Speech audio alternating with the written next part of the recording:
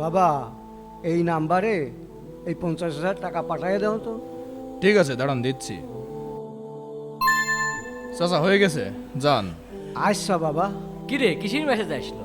আরে 50,000 টাকা, এই 50,000 টাকা আবার কিরা দিল? কি বলিস ভাই, এভাবে কি টাকা আসে? আরে না সত্যিই দেছে, তুই দেখ দেখ।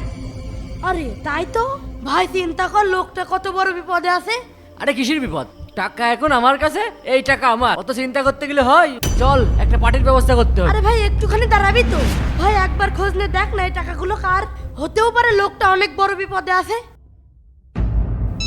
দাঁড়া দাঁড়া, ফোন দেছে মনে হয়, হইলো কি দেছে? হ্যাঁ বাবা, হ্যালো। টাকা পাঠাইয়া দিছি, পাইছো? হ্যাঁ টাকা তো পাইছি, ওই টাকার চিন্তা আপনি ছেড়ে দেন। আরে কে আপনি? আরে আমি কিটা খোঁজ নেওয়ার দরকার নেই, ফোন ডাকেন। আরে আল্লাহ, টাকা কি ভুল জায়গায় চলে গেল? বাবা ওই টাকা তো ভুল নাম্বারে চলে গেছে। কি বলেন? আপনি যেই নাম্বার দিয়েছেন আমি সেই নাম্বারে টাকা দিছি। হ্যাঁ তাহলে আপনি ভুল নাম্বার দিয়েছেন, আমার এখানে কোনো দোষ নেই।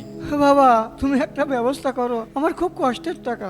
আরে চাচা, এখানে আমার কোনো কিছু করার নেই। যে নাম্বারে টাকা দিছে ও যদি টাকা ফেরত দেয় তাহলে আমি আপনার টাকা ফেরত দিয়ে দেবো। আচ্ছা, আমি আবার ওই নাম্বারে ফোন দিয়ে দেখি। এ ভাই টাকাগুলো ফেরত দিয়ে দে। আরে না না, তুই এত জনদরদি হলেই কবে? ওই দা আবার ফোন দেছে, তারা কথা কয়ে নি। হ্যালো। হ্যালো বাবা। বাবা আমার ওই টাকাগুলো ফেরত দিয়ে দাও। ওই টাকাটা না পেলে আমার ছেলের চিকিৎসা হবে না।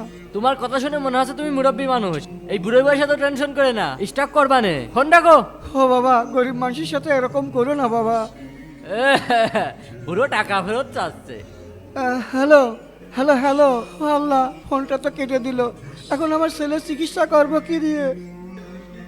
ভাই মানুষটার এইভাবে ক্ষতি করিস নে। তুই বেশি বুঝিস কে? আর তুই নিজেই নিজের বিপদ ডেকে নিয়ে আসছিস কিন্তু।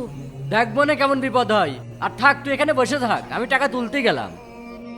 প্রিয় দর্শক, কারা কারা পার্ট 2 চান কমেন্ট করে অবশ্যই জানাবেন।